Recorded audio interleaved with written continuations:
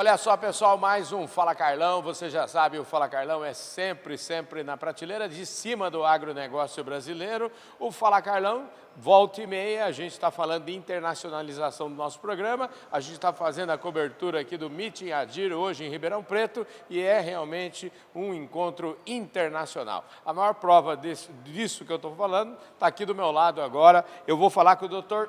Jorge Arango Arias.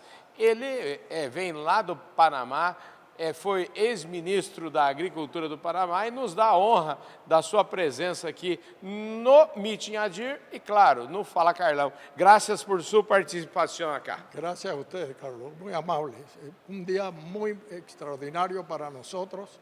Brasil, un país que queremos mucho, que hemos tenido muchos vínculos comerciales y estar acá nuevamente es un gran privilegio. Un grupo ADIR extraordinario, conferencias muy profundas, de mucho análisis y sobre todo una genética extraordinaria.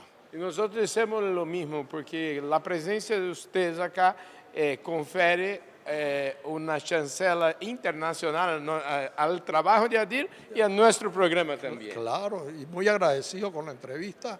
Me siento muy honrado que me estés entrevistando. Aqui em meu programa, em nosso programa de televisão, dizemos sempre que nadie nasce doutor ou nadie nasce empresário. Todos temos uma história e eu sempre que posso empiezo falando dessa história. Então, a pergunta que queria saber é qual é pouco de sua história. Bueno, es un poco interesante y diferente, Carlos.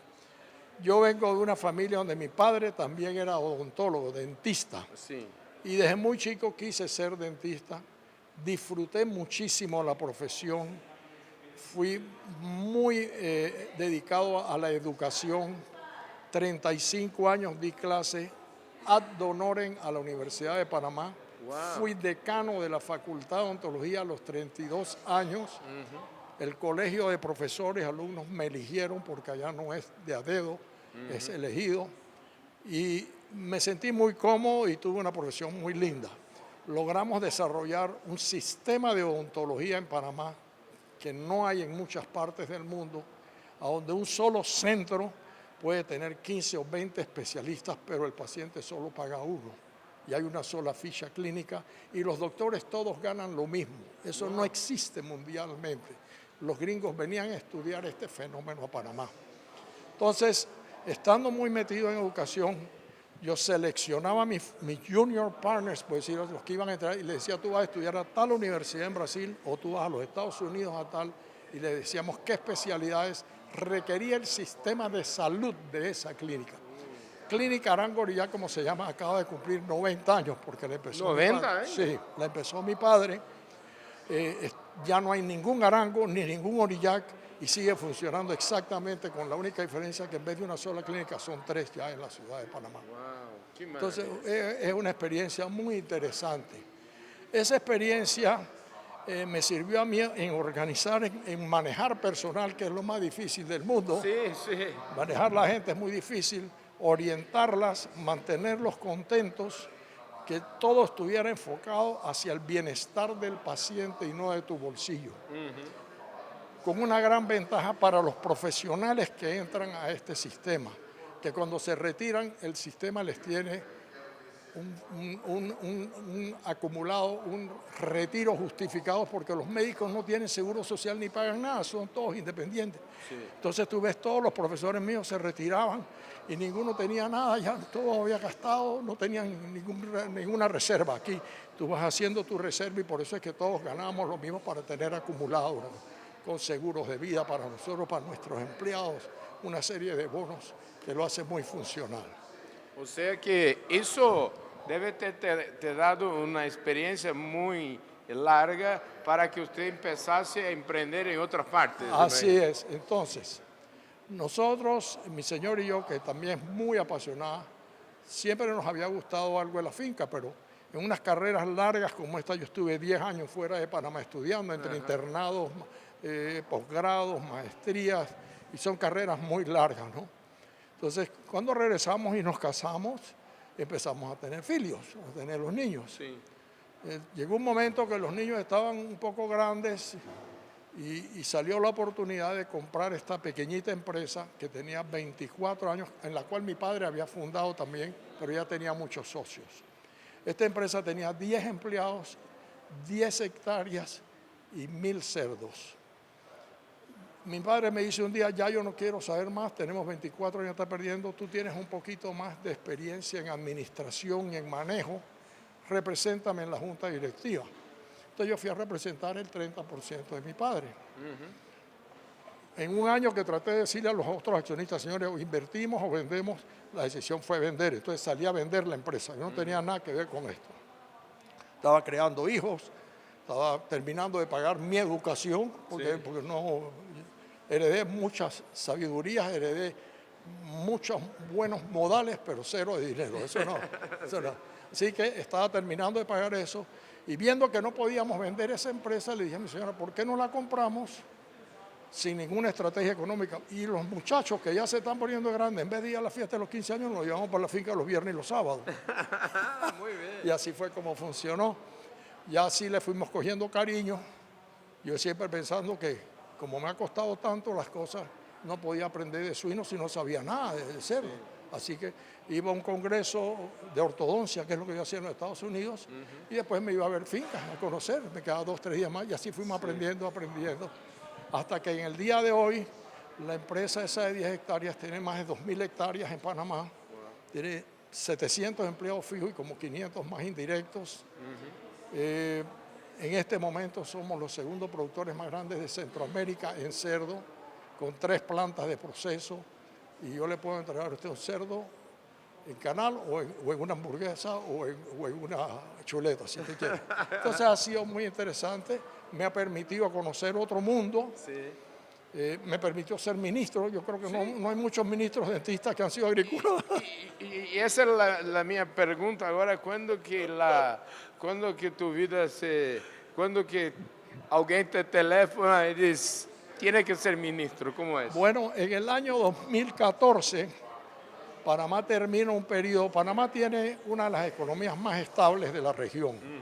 Nosotros, desde que se acabó el gobierno de Noriega militar, que tú debes recordar, y tú tuviste en Panamá después, nosotros tenemos 35 años que no repite ningún gobierno. La oposición siempre gana, que eso es muy estable para la economía.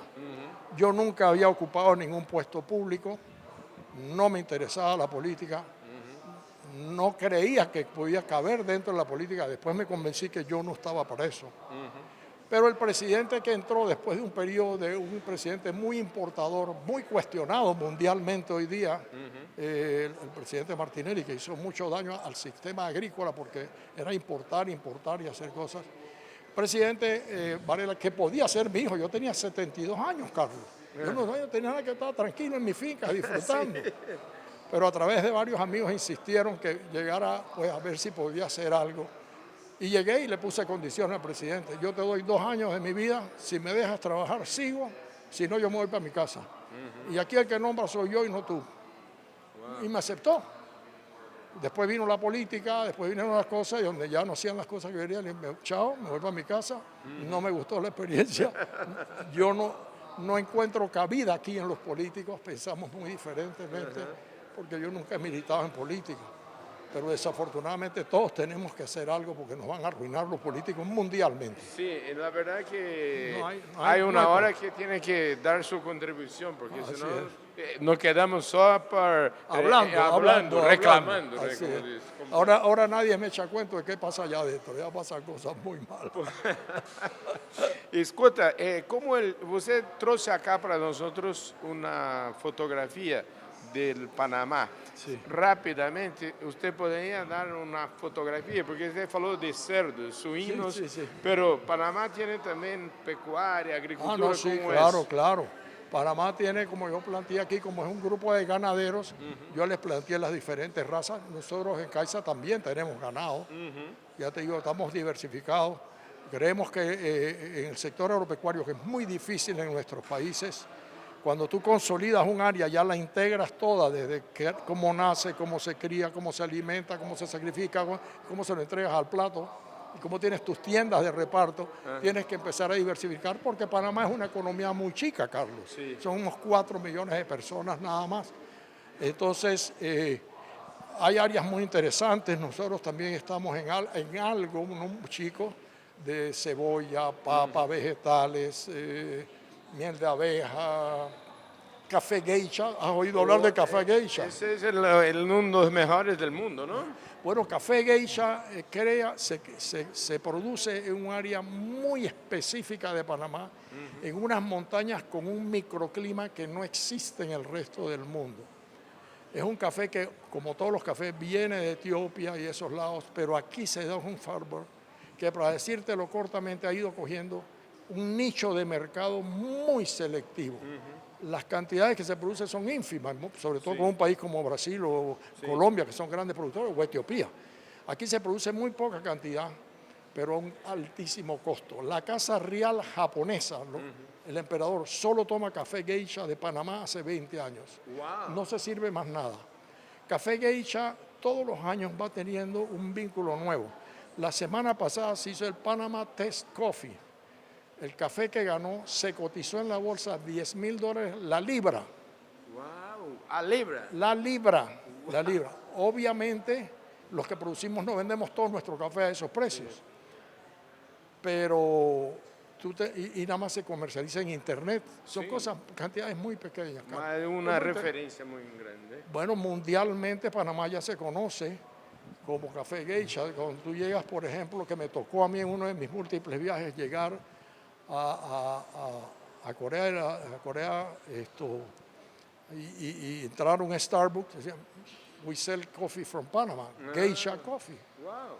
En pequeñas proporciones lo mezclan, hacen lo que sea, pero en Asia es muy cotizado, Carlos. Oye, De Panamá.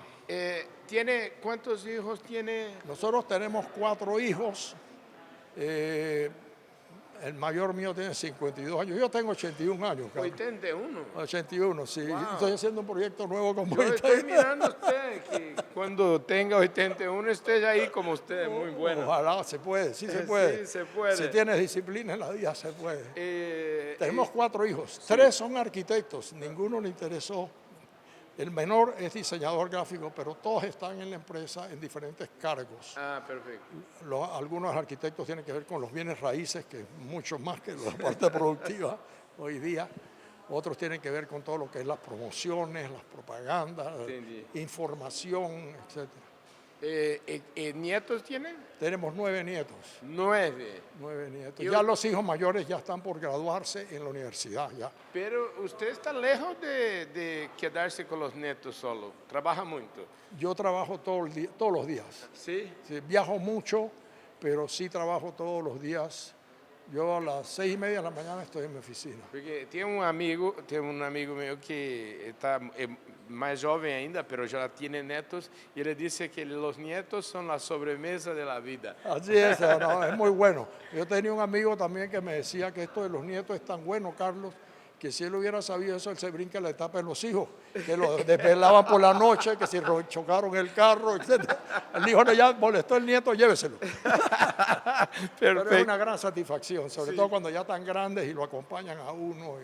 El nieto mayor nuestro tiene 21 años. Está en tercer año en la universidad en los Estados Unidos. Mucho gusto hablar con usted. Carlos, usted es una persona muy interesante, muy inteligente, muy agradable de estar. Muy agradecido de esta entrevista y de estar en Brasil. Me siento muy contento. Aquí, solo para cerrar y hablar de una situación que el Panamá es un país que es conocido mundialmente por el canal de Panamá. Sí, sí. ¿Y qué el canal contribuye con la entrada de divisas para el país y cómo le contribuye con la agricultura? Sí, bueno, el canal de Panamá es muy interesante la experiencia y como negocio mundial es uno de los libros de texto de estudiarse en Harvard y en las grandes universidades. Porque el canal lo empiezan los franceses en 1870 y pico, fracasan, lo cogen los gringos, lo administran por 97 años, no hacen un negocio de eso porque era una estrategia militar, era para controlar quién pasaba y quién no pasaba. En el año 2000 Panamá lo recibe, o sea que ya tenemos 23 años manejándolo, y hoy día es una de las operaciones más rentables del mundo. El canal de Panamá le deja 1.600, 1.700 millones de dólares neto al Estado panameño y emplea la mayor fuerza laboral de Panamá, unos 10.000 personas. genera una cantidad de comercios enormes, pasan 13.500 barcos todos los años por ahí. Es un punto de referencia muy importante en el mundo. Encima de todo, como dice el escudo de Panamá, Panamá es pro mundo y beneficio. Si nosotros no tuviéramos eso, la economía del mundo fuera totalmente diferente y los costos serían altísimos. Sí. Entonces Panamá tiene esa ventaja. Panamá tiene un centro bancario muy importante, Carlos, a pesar de ser un país tan chiquito, muy bombardeado con malas noticias, con Panama Papers y todo, porque lo quieren acabar, sobre todo las grandes potencias, porque por Panamá se hacen una cantidad de negocios importantes, ¿me explico? Una zona libre, como yo explicaba, a donde casi que el 90% de los ítems que vienen de Asia llegan a Panamá y de ahí se redistribuyen. Es un país de logística, no es muy agropecuario con todas estas ventajas económicas. No obstante, el Canal de Panamá apoya mucho la agricultura porque tú tienes que dejar de ambos lados unos 8 kilómetros que no puedes tocar. Entonces tú estás en Panamá y es una selva, la ciudad está dentro de una selva. Sí. Y en esa selva hoy día se siembra café, se ayuda a los productores, siembran productos, etc.